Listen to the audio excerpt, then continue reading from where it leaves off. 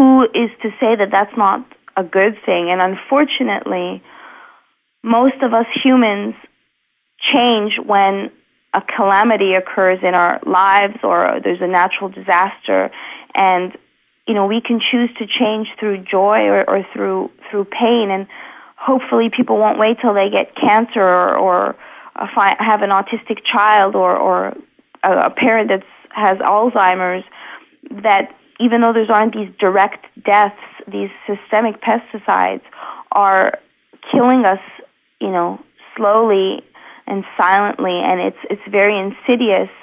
And even though people can't see that it's poisonous or dangerous right on the spot, that it truly is. So hopefully we can realize that we can make a difference, and we don't have to wait till it's too late.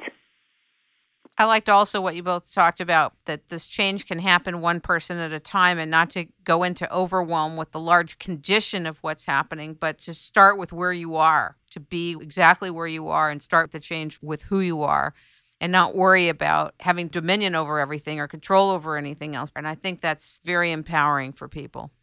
Absolutely, because part of the situation is that it all seems very overwhelming, and kind of rightfully so.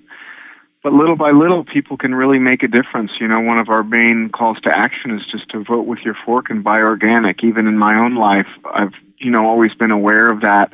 And now I really am, because it makes such a huge impact and drives the marketplace, and can really create change. Even now, we're in Los Angeles, so it's a little bit different than some other cities, but even the normal grocery stores here have organic sections now. I was just in Reno, Nevada at some random grocery store, and they had a whole organic section. And this isn't Whole Foods. This was, just an ordinary grocery store. So you can see that it is happening. And, Walmart has organic food now. And that's amazing. And this is not because they're concerned about the environment. They're just driven by what the consumers do. So right. We're really optimistic about people being able to make a difference, and there's a number of ways that they can do that. What you're talking about with regard to optimism is very critical, particularly what you said, Maryam, about all these systems that are breaking down before us simultaneously.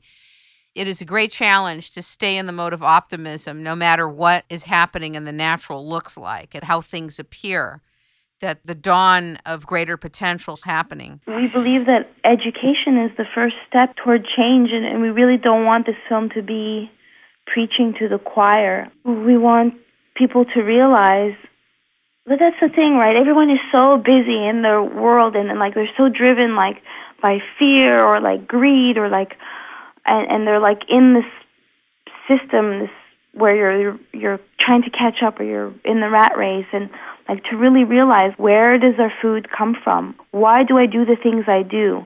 These are programs, and I don't have to operate out of fear. I can operate out of gratitude, and I can make a difference. In the food that we eat, people underestimate how crucial it is, this food that we're eating, the energy we're putting into our body, and it does definitely have profound effects on our well-being.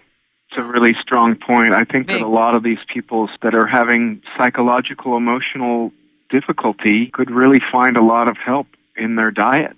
Taking out sugar, wheat is such a massive problem for so many people. That's just this unknown factor that they have no idea, making them tired or depressed. And as Maryam said, our first step is raising awareness, and there's a lot of, people aren't really doing this stuff on purpose. I think that a lot of people just don't know. Yeah.